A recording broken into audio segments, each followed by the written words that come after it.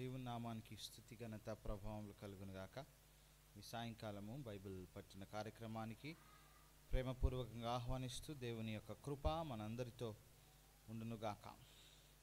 దేవుని వలన మేము సూర్య కార్యములు జరిగించెదము, మా శత్రువులను అనుగ్రదొక్కువాడు ఆయనే.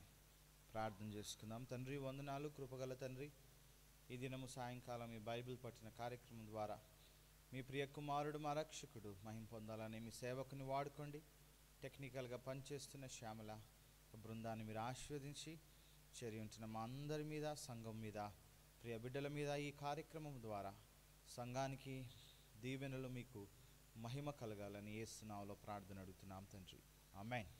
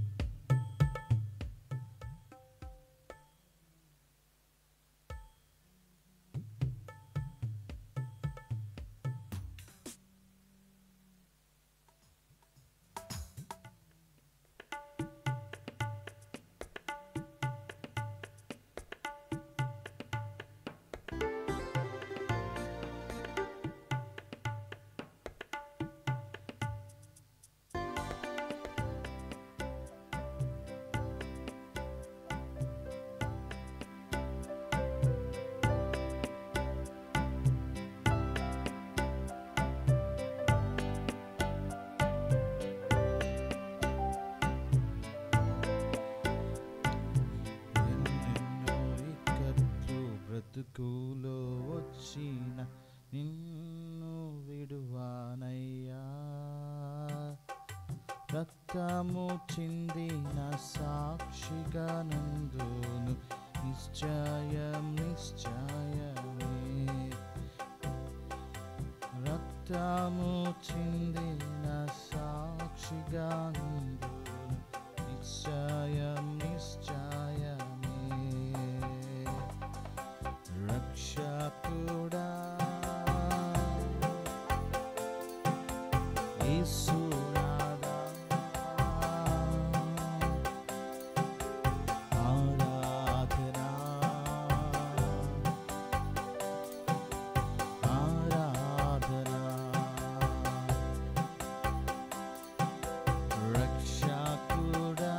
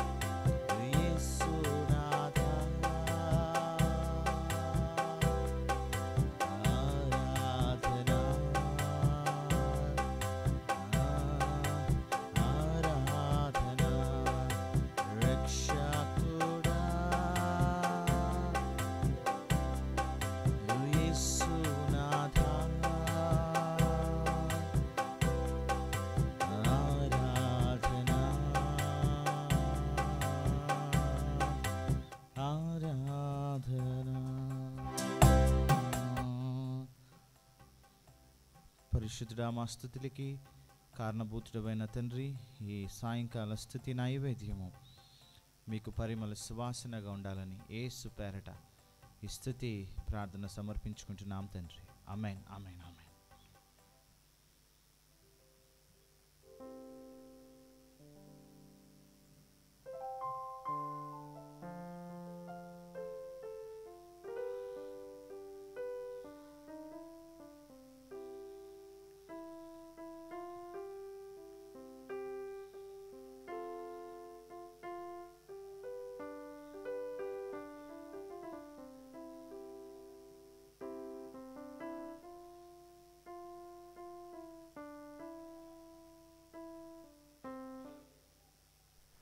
హలో.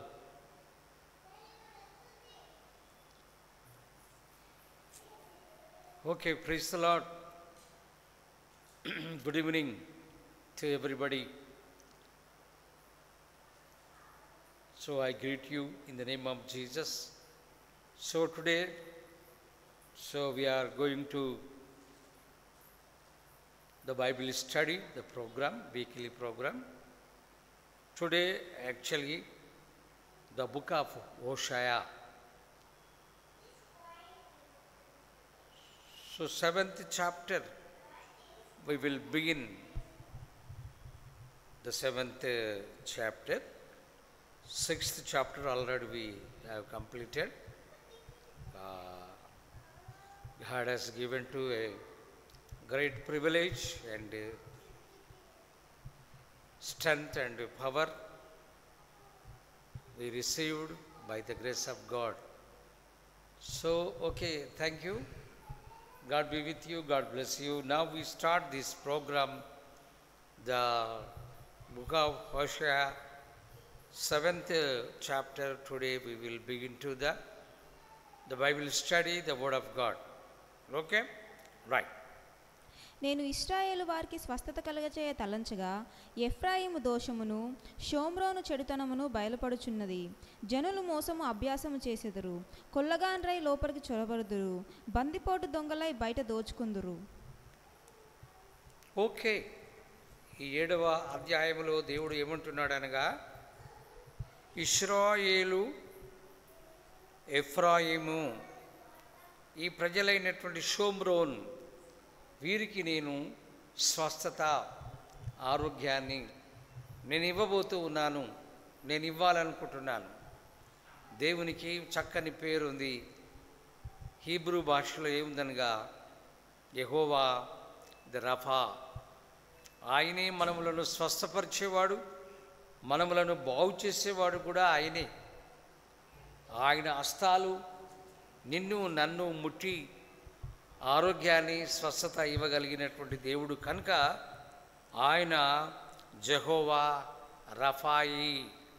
అయితే నేను మిమ్మల్ని స్వస్థపరచాలని అనుకున్నాను, కానీ మరి షోమ్రోను, మరి అలాగే ఎఫ్రాయిం, మరి వీళ్ళు నా దగ్గరికి రాలేకుండా పోతున్నారు. నేను మిమ్మల్ని బాగు చేస్తాను, రండి నా దగ్గరికి అంటే రావట్లా.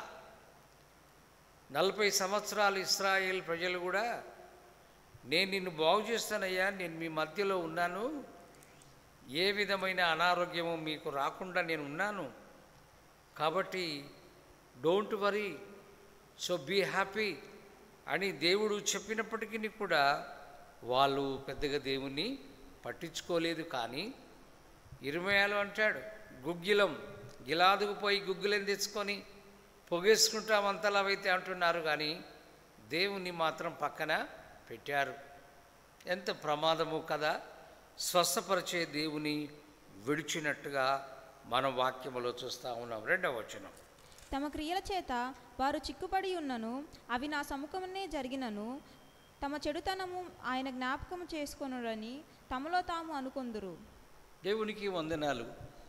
దేవుడు ఎంత జాలిగలవాడు, కరుణామయుడు, ప్రేమామయుడు కనుక ఆయన మనములందరినీ పిలుస్తున్నాడు. మీకున్నటువంటి శారీరకంగా, మానసికంగా, ఆత్మీయంగా, ఆర్థికంగా, so all kinds of what you have need, ఏ విషయాలలో మీ కొరతతో ఉన్నారో, don't worry, be happy, I will heal you, I will definitely comfort you అని దేవుడు పిలుస్తూ ఉన్నాడు. కాబట్టి కొన్నిసార్లు దేవుని మనం చాలా నెగ్లిజెన్సీగా ఉంటాం. దేవుని విషయాలలో మనం అమర్యాదగా చాలా మనం అలాగా ఉంటూ ఉన్నట్టుగా మనం వాక్యములో జ్ఞాపకం చేసుకుంటున్నాం. ప్రియమైన దేవుని బిడ్డలారా, వారు చేయు చెడుతనమును చూసి రాజు సంతోషించును, వారు కల్లాడుట అధిపతులు విని సంతోషింతురు. ఓకే, ఇక్కడ వాక్యంలో ఏమి మనం చూస్తున్నామనగా, మరి వారు చేయు చెడుతనము చూచి రాజు సంతోషించును, వారు కల్లాడుట అధిపతులు విని వారి కళ్ళలాడు అధిపతులు విని సంతోషిస్తారు. చూశారా, ఈ లోక సంబంధమైన మనుషులు ఆ విధంగా ప్రవర్తిస్తూ ఉన్నారు అని మాట వాక్యములో చూస్తూ ఉన్నాం. రొట్టెలు కాల్చువాడు ముద్ద పిసికిన తర్వాత ముద్దంతయు పొంగు వరకు పొయ్యిని అధికముగా వేడిమి చేసి ఊరుకుండునట్లు వారందరూ మానని కామాకృత గలవారై ఉన్నారు. ఓకే, ఇక్కడ చూస్తే ఒక రొట్టె చేసేటువంటి వాడు ఆ రొట్టెను ఆ వేడిమి కలిగినటువంటి పొయ్యి మీద పెట్టి ఏ విధంగా దాన్ని కాల్స్తాడో, మహావేడిమిలో దాన్ని ఆ విధంగా సిద్ధపరచుకుంటాడో కదా, అలాగే మీరు కూడా ఆ విధమైన ఆతృతతో ఉన్నారు. అది తప్పు అని దేవుడు మాట్లాడుతూ ఉన్నాడు. 5వ వచనం, మన రాజు దినమున అధిపతులు అతని ద్రాక్షారస బలము చేత మత్తిలి జబ్బుపడిరి, రాజు తానే అపహాసులకు చెలికాడాయను. ఓకే, కాబట్టి ఇక్కడ వాంటెడ్లీ వాళ్ళంతల వాళ్ళు తెచ్చుకున్నటువంటి కొన్ని శారీరకమైన జబ్బులు, బలహీనతలు ఇవి. నేను స్వస్థపరిచే దేవుణ్ణి అయినప్పటికీ, నేను మీతో ఉంటాను, మీ మధ్యలో ఉంటానని చెప్పినప్పటికీ కూడా వాళ్ళు అగైన్ దే వాంటెడ్లీ తెచ్చుకున్నటువంటి బలహీనతలను మనం చూస్తూ ఉన్నాం. మనముల గురించి కూడా దేవుడు అంటాడు, బిడ్డ ఆరోగ్యంగా ఉండు నాన్న, నీ ఆరోగ్యం చెడగొట్టుకోబాకు, నువ్వు ఏ విషయంలో కూడా బలహీనంగా ఉండవద్దు. దేవుడు మీకు కావలసిన ఆరోగ్యాన్ని, స్వస్థత ఇవ్వగలవాడుగా ఉన్నాడు. కాబట్టి అలాంటప్పుడు మీరు దేవునికి విరుద్ధంగా మీరు వెళ్ళినందున బలహీనతలో ఉంటారు, అనారోగ్యం పాలవుతారు. కాబట్టి అది కావాలని మీరు చేసుకుంటున్న ఒక భయంకరమైనటువంటి పరిస్థితులు అని వాక్యములో దేవుడు మనకు విడుదల చేస్తూ ఉన్నాడు. పొయ్యిలో పడినట్టు వారు తమ హృదయములను మాటలోనికి తెచ్చుకొని ఉన్నారు. తమలో రొట్టెలు కాల్చువాడు రాత్రంతయు నిద్రపోయినను ఉదయమున పొయ్యి మంట మండి కాలుచున్నది. ఓకే, ఇక్కడ ఏం చెప్తున్నాడు అనగా, పొయ్యిలోనిది పడినట్లుగా తెల్లవారు వరకు ఆ పొయ్యిని అలాగే వేడి మండి మసులుతూ ఉంది. కానీ మరి నిజంగా చూసినట్లయితే పొద్దున్నే చాలా ప్రమాదకరంగా మారింది. చాలా వేడిమి, భయంకరమైనటువంటి బలహీనతతో తయారైనట్టుగా మనం చూస్తూ ఉన్నాం. బిడ్డలారా, మీరు కూడా అలాగా ఉండవద్దు. మీరు కూడా దేవుని విషయాలలో విధేయులై జాగ్రత్త కలిగినటువంటి వారై మీరు అలాగ ఉంటే మంచిది అనే విషయాన్ని కూడా ఇక్కడ ప్రభువారు జ్ఞాపకం చేస్తున్నాడు. పొయ్యి కాలునట్టు వారందరూ బహుమంట మండి తమ న్యాయాధిపతులను మృంగివేయుదురు. వారి రాజులందరూ కూలిరి, వారిలో నన్ను స్మరించుకొనివాడు ఒకడునూ లేడు. కాబట్టి ఇక్కడ చూస్తే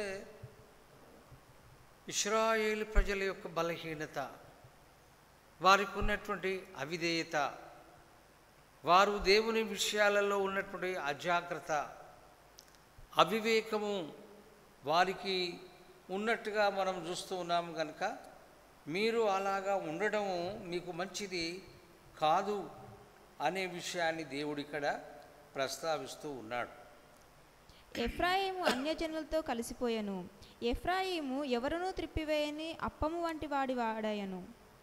ఓకే, ఇక్కడ మనం చూసినట్టయితే ఇశ్రాయేలు వారు ఎలాగున్నారు, అప్పము వంటి వారుగా అంటున్నాడు.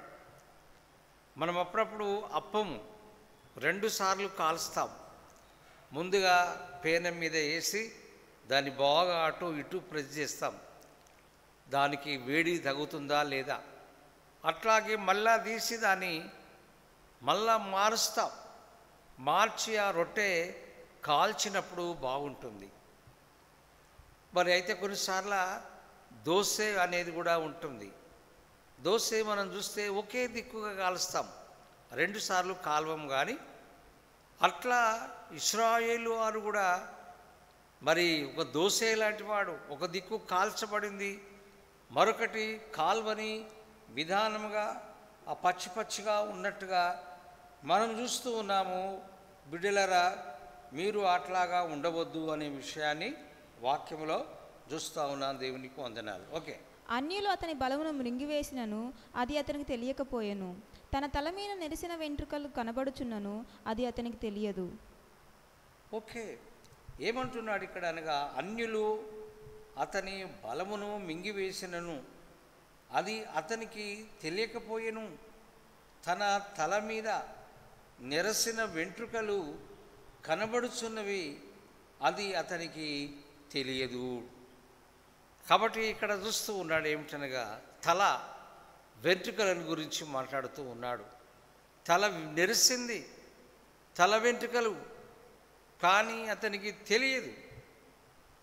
ఏ విధంగానైతే ఈ తల మనకు కనబడడం లేదో, తల మీద ఏ విధమైనటువంటి ఆ నెరసిన వెంట్రుకలు ఉన్నాయో తెలియకుండా ఎలాగా మనం దాన్ని గమనించలేకపోతూ ఉంటున్నామో, మన స్థితి కూడా అలాగే ఉన్నది కదా అని దేవుడు మాట్లాడుతూ ఉన్నాడు. 10వ వచనం, ఇశ్రాయేలుకున్న అతిశయాస్పదము అతని మీద సాక్ష్యము పలుకును.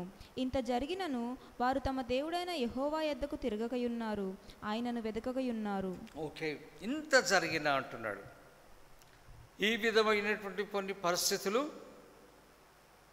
జరిగినను వాళ్ళకు, ఇశ్రాయేలు వారికి తెలియకుండానే ఉంది.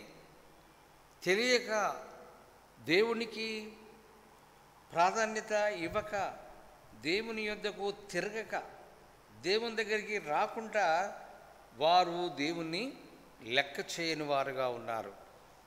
దేవుని మీద ఆధారపడినటువంటి వారుగా ఉన్నారు అనేటువంటి విషయాన్ని మనం ఇక్కడ జ్ఞాపకం చేస్తున్నాం. బిడ్డలారా, దేవుని ఎంత బాధ, దేవునికి ఎంత వేదన ఉన్నదో గనుక ప్రవక్త ద్వారా దేవుడు మాట్లాడుతున్నాడు. ఎంతకాలం మీరు దేవునికి అవిధేయులుగా ఉంటారు, దూరంగా ఉంటారు అని దేవుడు మాట్లాడుతూ ఉన్నాడు. 11వ వచనం, ఎఫ్రాయిము బుద్ధిలేని పిరికి గుండెగల గువ్వాయను, వారు ఐగుప్తులను పిలుచుకొందరు, అష్షూరీయుల యొద్దకు పోవుదురు. ఓకే, ఇక్కడ చూస్తే ఇశ్రాయేలు వారికి బుద్ధి లేదు అంటున్నాడు దేవుడు. ఎందుకని అంటున్నాడు అనగా, వీరు పిరికి గుండె గలవారు, గువ్వలాంటి మనస్సు కలిగినటువంటి వారు ఐగుప్తీయుల దగ్గరికి వెళ్తూ ఉన్నారు, అష్షూరు వాళ్ళ దగ్గరికి పోతూ ఉన్నారు. ఎందుకనగా బలవంతుడు ఉన్నాడు కదా ఐగుప్తు అన్నయ్య, అష్షూరు అన్నలు ఉన్నారు కదా, బలమైన వారు ఉన్నారుగా, అవసరమైతే వాళ్ళ దగ్గరికి పోదాంలే అని మానవ రీతిగా మనిషి మీద ఆధారపడుతున్నారు. అందుకే దేవుడు ఏమన్నాడు, బుద్ధి లేదురా మీకు అంటున్నాడు. ఎందుకనగా జీవం గల దేవుణ్ణి, బలవంతుడైనటువంటి నన్ను, సర్వశక్తి గల దేవుణ్ణి అయినటువంటి నన్ను విడిచిపెట్టి సామాన్యమైనటువంటి ఐగుప్తు బలం కావాలా మీకు? అష్షూరీయుల యొక్క బలం కావాలా మీకు? ఏమి బుద్ధిహీనత మీకున్నటువంటిది? ఎందుకు బలహీనత? మీ గుండె బలహీనమైంది, మీ ఆత్మ బలహీనమైంది. దేవుడు లేడా మీ మధ్యలో? నేను మీకు జీవం గల దేవుణ్ణి కాదా? ఎందుకు మీరు ఐగుప్తుల మీదను, మరి అష్షూరీయుల వారి యొక్క బలం మీదను ఆధారపడాలనుకుంటున్నారో బుద్ధిహీనులారా? అది మీకు మంచిది కాదు అని వాక్యములో మనము చూస్తూ ఉన్నాం బిడ్డలారా. 12వ వచనం, వారు వెళ్ళగా నేను వారిపైని నా వల వేయుదును, ఆకాశ పక్షులను ఒకడు కొట్టినట్టు వారిని పడగొట్టుదును, వారి సమాజమునకు నేను ప్రకటించిన ప్రకారము నేను వారిని శిక్షింతును.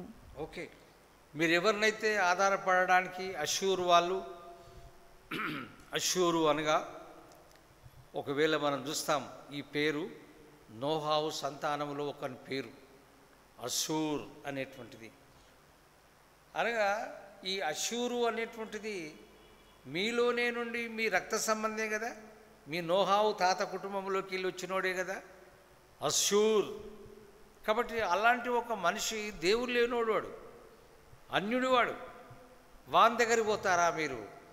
ఐగుప్తు అనేటువంటిది కూడా చూస్తే ఒకప్పుడు ఐగుప్తుని గడగడలాడించాను నేను, దాని బలాన్ని తీసివేశా, దాని దేవతలను ముంచివేశాను. ఐగుప్తులు అంటే ఓర్ల దూర వేశాను నేను. అలాంటి వాళ్ళ దగ్గరికి మీరు వెళ్తారయ్యా? ఇంత దేవుణ్ణి, ఇంత ఘనమైన దేవుణ్ణి విడిచిపెట్టి, ఇంత మహా ఉన్నతమైన తండ్రి అయిన దేవుణ్ణి వదిలిపెట్టి మీరు అష్షూరు వాళ్ళ దగ్గరికి పోతారు. ఐగుప్తు వాళ్ళ దగ్గరికి పోతున్నారు. మీరు ఎంత బలహీనులయ్యా, మీకెంత అవిశ్వాసము, మీరు ఎలాగుంది, నేను వాళ్ళని చూడు ఏం చేస్తానో, ఐగుప్తును దూరదొస్తా, అష్షూరు వాళ్ళని కూడా బలహీనం చేస్తా అని అంటున్నాడు. దేవుడు నిజంగా అష్షూరు వాళ్ళను ఏం చేశాడంటే బలహీనంగా చేశాడు. అష్షూరు వాళ్ళు పోయిన తర్వాత వచ్చిన వాళ్ళు ఎవరయ్యా? దేవుని వాక్యములో చదివినట్టయితే అష్షూరు వాళ్ళ తర్వాత వచ్చినటువంటి వాళ్ళు బబులోను వాళ్ళు వచ్చారు. ఆ దానియేలు విగ్రహంలో మనం చూస్తాం, అష్షూరు వాళ్ళు అనగా బంగారం తలలాంటి అధికారాన్ని దేవుడు కొట్టేసి బబులోను వాళ్ళకు అప్పగిస్తాడు ఈ జాగలు, ఈ రాచరికం, అధికారాలు. మనం కూడా అలాగే చూస్తూ ఉన్నాం. కాంగ్రెస్ వాళ్ళు పోయినాక తెలుగుదేశం వాళ్ళు పోయిన తర్వాత టీఆర్ఎస్ వాళ్ళు పోయిన తర్వాత మళ్ళీ కాంగ్రెస్ వాళ్ళు, ఎట్లా మార్పులు వస్తూ ఉన్నాయో దేవుడు కూడా అలాగే చేస్తాడు. మీరు వాళ్ళ దిక్కు చూడబోకండి. అష్షూరోన్ దగ్గర ఏమీ లేదు, ఐగుప్తు వాళ్ళ దగ్గర కూడా ఏమీ లేదు వాళ్ళ దగ్గర.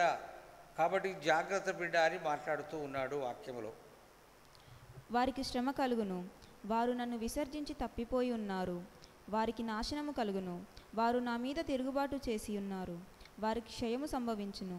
నేను వారిని విమోచింప కోరి ఉన్నను, వారు నా మీద అబద్ధములు చెప్పుదురు. చూస్తే ఇక్కడ అంటున్నాడు, నేను వాళ్ళ మీద ఆధారపడబోకండి, నేను వాళ్ళని చూడు ఎట్లా చేస్తాను, బలహీనులుగా చేస్తా. వాళ్ళ రాజ్యాలు పోతాయి, అధికారాలు పోతాయి, వారికి ఉన్నటువంటి బల సౌందర్యం పోతుంది, వాళ్ళకున్నటువంటి హిమ్మత్తు, వాళ్ళకున్న తెలివి, వాళ్ళకున్నటువంటి అవన్నీ కూడా నాశనం అయిపోతాయి. నువ్వు వాళ్ళని నమ్ముకుంటావా? వాళ్ళని మీద నువ్వు ఆధారపడతావా? వాళ్ళు ఏం చేయగలరు? వాళ్ళని మొత్తం ధ్వంసం చేస్తాను నేను. మీరు వాళ్ళ దిక్కు నమ్మబోకండి, వాళ్ళ దిక్కు కాదు, నన్ను చూడండి, జీవం గల దేవుని మీద రండి, ఆయన మీద మీరు ఆధారపడండి. ఆయనే మిమ్మలను కాపాడేవాడు, రక్షించగలిగినటువంటి వాడు. కనుక ఐగుప్తు వాళ్ళకి ఏముందయ్యా? దేవుడు ఐగుప్తు వాళ్ళను మరి ఎర్ర సముద్రంలో ముంచుపడనుకాడు, వాళ్ళ బలం కొట్టివేశాడు, గుర్రాలు కూడా నీళ్ళలో ముంచేశాడు, వాళ్ళకున్నటువంటి రోగాల ద్వారా వాళ్ళని పాడు చేశాడు. అలాగే అష్షూరు వాళ్ళని కూడా కొట్టివేసి బబులోనుకు అప్పగించాడు అధికారాలు. ఏంది మీరేం మాట్లాడుతూ ఉన్నారు? నన్ను చూడండి, నా మీద మీరు ఆధారపడాలని వాక్యములో మనము చూస్తూ ఉన్నాం. దేవునికి వందనాలు.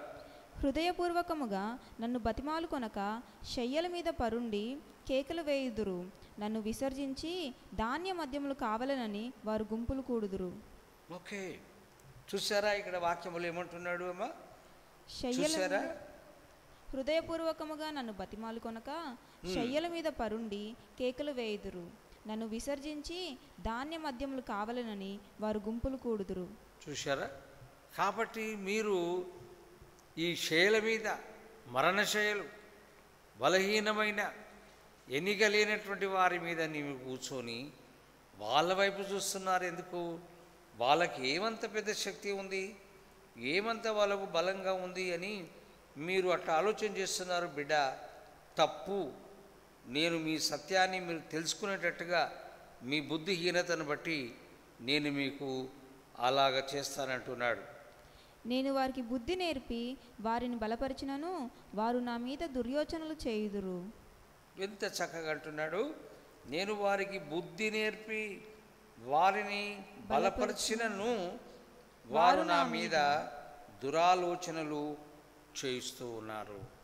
కాబట్టి అష్షూరు వాళ్ళైనా, బబులోను వాళ్ళైనా, ఎవడైనా నేను వాళ్ళని ఎంతో ప్రేమించాను, అయినా కూడా దురాలోచనలు వాళ్ళు కలిగి ఉంటున్నారు. వాళ్ళ సంగతి మీరు పట్టించుకోబోకండి, వాళ్ళతో మీరు జాయిన్ కాకండి, వాళ్ళ మీద మీరు ఆధారపడవద్దు అనేటువంటి మాట ఇక్కడ దేవుడే మాట్లాడుతున్నాడు ప్రవక్త ద్వారా. బిడ్డలారా, మనం కూడా అంతే, జీవం గల దేవుని వైపు తిరిగి ఆయనను ఆరాధించేటువంటి వారిగా మనం ఉండాలని కోరుతున్నాం. చివరి వచనం, వారు తిరుగుదురు కానీ సర్వోన్నతుడైన వాని యొద్దకు తిరగరు. సర్వోన్నతుడైనటువంటి వాని యొద్ద తిరగరు మీరు. వారు అక్కరకు రాని విల్లు వలె ఉన్నారు. వారు అక్కరకు రాని బాణము వంటి వారు, విల్లు వంటి వారుగా ఉన్నారు. వారి అధిపతులు తాము పలికిన గర్వపు మాటలలో చిక్కుపడి కత్తిపాలగుదురు. అమ్మ ఇంకా ఈలాగున వారు ఐగుప్తు దేశంలో అపహాస్యము నొందుతారు. ఫైనల్ ఈ యొక్క అల్టిమేటివ్ ఏమిటనగా, ఏదైతే మీరు ఐగుప్తు అని అనుకుంటున్నారో అక్కడ చూడు ఘోర అవమానం, పతనం చెందుతారు. మీరు అనుకునే అన్ని దేవుడు వమ్ము చేస్తాడు, బలహీనం చేస్తాడు. జీవం గల దేవుడే మన ప్రభువు, మన రాజాదిరాజు, తండ్రి అయిన దేవుడు. ఆయనను వదిలిపెట్టి మనుషుల వైపు వెళితే మీకు న్యాయం జరగదు, మీకు జయము కాదు అయ్యా, కలగదు మీకు. వాళ్ళు బుద్ధిహీనమైనటువంటి తిరుగుబడుచున్నటువంటి ప్రజలు కనుక వాళ్ళ విల్లు, వాళ్ళ బాణం ఎలాంటిది అని అంటే వాళ్ళు బలహీనులు. కాబట్టి 400 సంవత్సరాలు ఇశ్రాయేలు ప్రజలు వాళ్ళ మధ్యలో ఉన్నారు. జీవం గల దేవుణ్ణి వాళ్ళకు తెలిసిపోయింది. అయితే వాళ్ళ మీద వీళ్ళు దండెత్తుతున్నారు, వాళ్ళ మీద తిరుగుబాటు చేస్తూ ఉన్నారు. కాబట్టి దేవుడు గర్జించాడు. దేవుడు ఘనమైనటువంటి ప్రజలు మరి నిజంగా వారి పక్షంగా యుద్ధం ఆడాడు. కాబట్టి అక్కడికి వెళితే వాళ్ళని ఎర్ర సముద్రంలో వాళ్ళ రథాలను, వారి గుర్రాలను, శ్రేష్టాధిపతులను, యుద్ధము చేయగలిగిన వాళ్ళను ముంచి శవాలుగా వాళ్ళని వదిలిపెట్టాడు తెలుసా.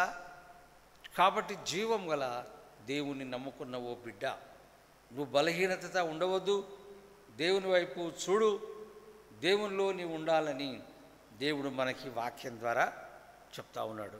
హోషేయ భక్తుడు ఇంత పెద్ద చరిత్ర మరి ఈ యొక్క 7వ అధ్యాయంలో మనతో మాట్లాడుతున్నాడు. ఆ రోజు దేవుడు దర్శించిన సందేశం ఇవాళ నీకు నాకు. నువ్వు మనిషివే, నేను మనిషినే. మనం మనుషుల వైపు చూస్తాం, మనుషులను నమ్ముకుంటాం. దేవుడు అంటున్నాడు, బిడ్డ అది తప్పు. అది నన్ను మీరు వదిలిపెట్టి అశ్షూరు వాళ్ళను, వాళ్ళ దేవతలను, వాళ్ళ బలాన్ని నమ్ముకోకండి అయ్యా. ఐగుప్తు వాళ్ళ మీరు నమ్మబోకండి. జీవం గల దేవుణ్ణైనటువంటి నా వైపు మీరు తిరగండి, నన్ను మీరు ఆరాధించండి, నా యందు మీరు జీవించండి అని దేవుడు ఎన్నోసార్లు మాట్లాడుతూ ఉన్నాడు. ఈ దినం మరి నువ్వు నేను ఎలాగున్నాం, ఎలాంటి పరిస్థితుల్లో ఉన్నాం, మనకున్నటువంటి అవసరత, మనకున్నటువంటి అక్కర ఏమైతే ఉందో అది జీవం గల దేవుని మీద మనం ఆధారపడదాం, దేవుని స్తుతిద్దాం, ఆయన నామాన్ని కీర్తిద్దాం. దేవునికి వందనాలు. కనుక వచ్చే వారం రోజు మనం 8వ అధ్యాయాన్ని మనం ముగిద్దాం. 8వ అధ్యాయంలో కూడా హోషేయ ప్రవక్త గారు ఏం మాట్లాడతాడో, ఏమి దర్శించనై ఉన్నాడో సందేశం మనం వచ్చే వారానికి సిద్ధపడి ప్రార్థన పూర్వకంగా మీరు రండి. దేవునికి వందనాలు. దేవుడు మిమ్మల్ని దీవించి ఆశీర్వదించునుగాక. ప్రార్థన చేస్తాం. ప్రభువా, దయగల తండ్రి, నీకు స్తోత్రం, వందనాలు. ఇశ్రాయేలు ప్రజలు ఆనాడు అశ్షూరు వాళ్ళ దిక్కు వాళ్ళ తల ఎత్తారు, ఐగుప్తు వాళ్ళ దిక్కు మొరపెట్టారు. దేవుడు మాట్లాడుతున్నాడు, వరే అశ్షూరు వాళ్ళలో ఏమీ లేదయ్యా, ఐగుప్తు వాళ్ళలో ఏమీ లేదు, నేనురా జీవం గల దేవుని, నా మీద ఆధారపడండి అని ప్రవక్త అయినటువంటి హోషేయ ద్వారా మాట్లాడిన సందేశాన్ని ఈరోజు మేము విన్నాం. 7వ అధ్యాయం ఎంత అద్భుతమైనటువంటి మాటలు ఉన్నాయి తండ్రి. మేము కూడా మనుషులవే, మానవులం. సైతానుగాడు చేసే ప్రతి కుతంత్రం, ప్రతి విధమైనటువంటి ప్రభా వారి యుక్తులన్నీ కూడా కొట్టివేయి, కాల్చివేయి, చింపివేసి యేసునామములో మాకు నూతనమైన బలమును, శక్తిని, దీవెన, ఆదరణ, సమాధానము, శాంతిని దయచేయండి. సంఘ బిడ్డలందరితో మీరు మాట్లాడండి. సంఘాన్ని కూడా మీరు వర్ధిల్ల చేయాలని, మా బలము యెహోవాయే, మా సమస్తము మా దేవుడే కనుక నిన్నే ఆరాధించి స్తుతించి ఘనపరిచి మరి వందనాలు చెల్లించి ఈ ప్రార్థన యేసయ్య నామమును అడిగి స్తుతించి అడిగి వేడుకొనుచున్నాము తండ్రి. ఆమేన్. తండ్రి, కుమారుడు, పరిశుద్ధాత్మ దేవుని దీవెనలు మనందరికీ తోడై నీడై ఉండునుగాక. ఆమేన్.